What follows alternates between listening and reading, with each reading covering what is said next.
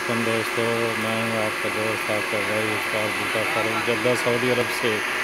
ये दोस्तों उस्ताद जवेद साहब, उस्ताद नदीम साहब की छत पर उस्ताद आमर शकील साहब मरहूम उनके भांजे शौक करने आए हैं जी। अहमद ताहिर भाई, ये उस्ताद बिलाल साहब साथ में बैठे हैं जी।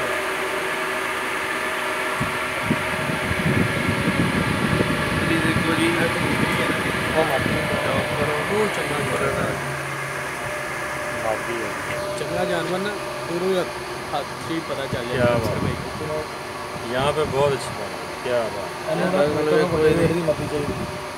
देखो अजी इंशाल्लाह फिर भी करेगा कसर करेगा जो भी करेगा, लेकिन लगाएगा ना तुम देखो एक बार काम करेगा माशाल्लाह बहुत चंगा देखो माशाल्लाह बहुत आला है जबरदस्त पंजा दिखाओ बिलाल साजी माशाल्लाह बहुत चंगा जोड़ा लगा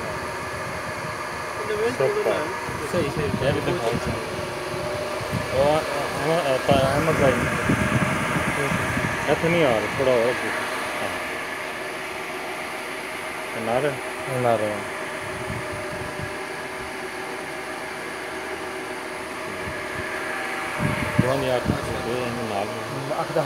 सारा जोड़ा इकट्ठा करके रखा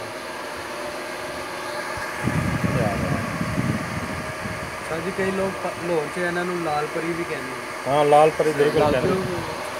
मलक महकम खोखर साहब को सेम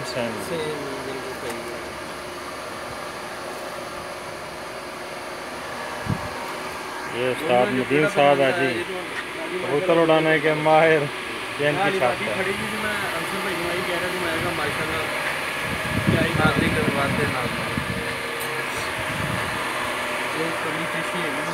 उस्ताद बिलाल साहब जी, सरदार इमरान खान साहब,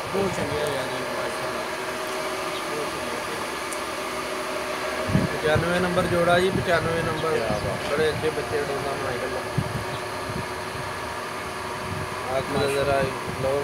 आगे का माशाल्लाह चश्मे बदूर। क्या बात दिखाने वाले तो भी सदके ते कबूतरों तो भी सदके।